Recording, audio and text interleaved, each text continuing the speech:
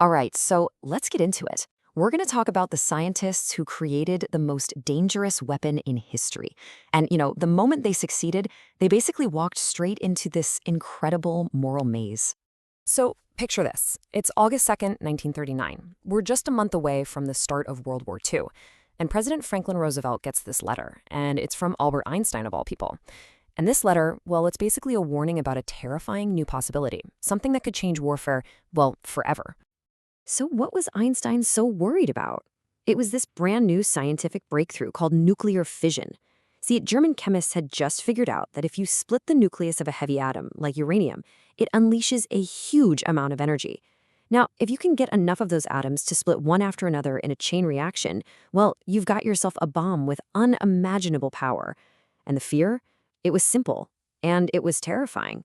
What if Hitler gets his hands on it first? And just like that, this one discovery kicks off a secret, incredibly high-stakes race. I mean, think about it. If war is like a boxing match, this bomb, this was the knockout punch, a single weapon that could end the whole thing, no matter who was winning. So while soldiers are out there fighting on the front lines, the world's greatest scientists, they're fighting a totally different kind of war, right in their labs. Okay, so to win this race, the US goes all in. In 1942, they launched the Manhattan Project, and this thing was massive. We're talking about pulling together more than 100,000 scientists, engineers, and staff from all over, all focused on one single top-secret goal: build the bomb before the Germans do. And right at the heart of this whole thing was its scientific director, a brilliant, but let's say, deeply complicated physicist named J. Robert Oppenheimer. His colleagues thought of him as this kind of isolated genius. This is a guy who could master theoretical physics and then, just for fun, turn around and dive into ancient Sanskrit philosophy. I mean, there's even a story that he learned Dutch in just 6 weeks so he could give a series of lectures. So yeah, this was the mind they put in charge of it all. So all of this work, all this secrecy, it all comes down to this one moment, the Trinity Test. It's just before 5:30 in the morning out in the middle of the New Mexico desert. And for the very first time, humanity unleashes the power of the atom. And in a single blinding flash, everything changes.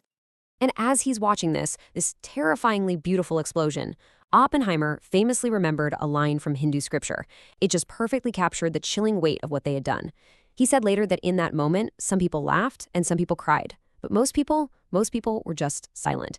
The math on the chalkboard had just become a horrifying, world-altering reality.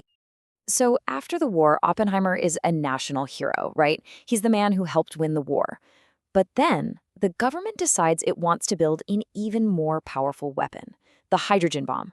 And Oppenheimer pushes back. He argues against it. He calls it a weapon of genocide. And for that, the very same government that made him a hero turns on him. They brand him a security risk. They strip his clearance. The father of the atomic bomb suddenly becomes an outcast. But here's the thing. Oppenheimer wasn't the only scientist who was struggling with the morality of this new power. Not by a long shot.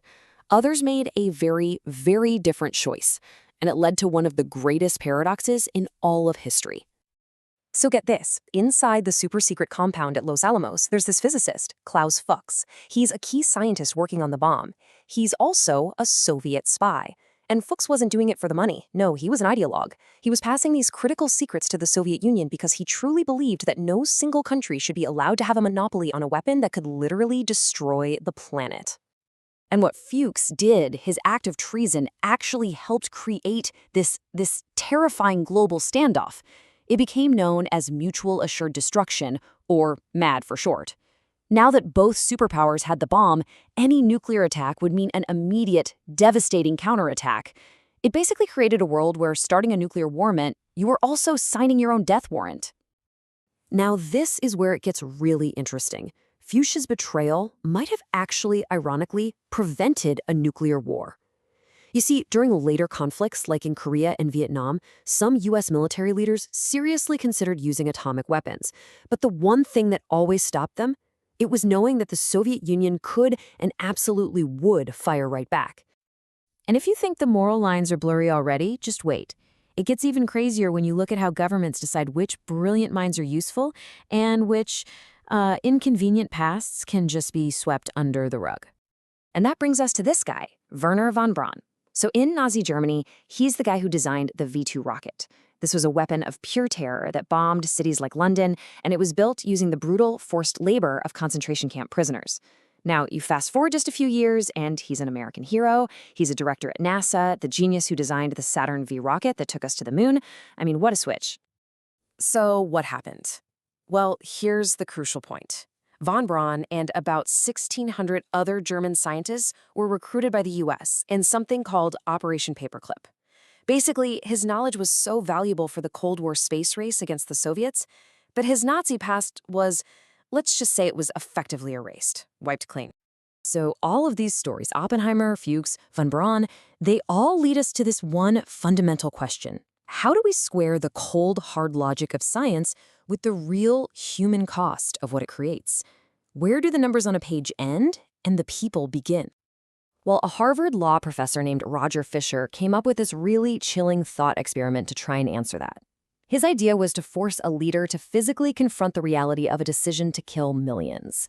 He wanted to take it from being just a simple, abstract push of a button and turn it into a direct, personal, and violent act.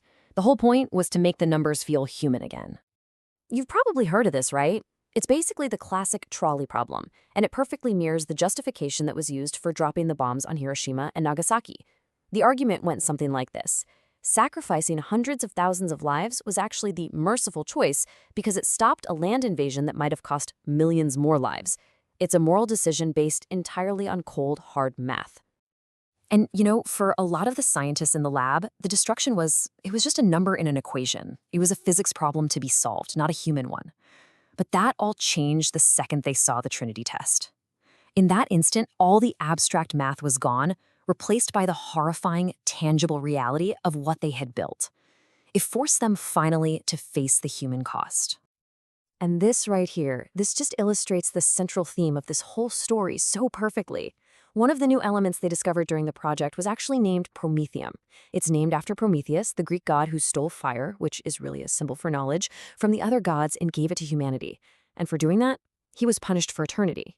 The message couldn't be clearer, right? Knowledge, just like fire, can create amazing things, but it can also destroy.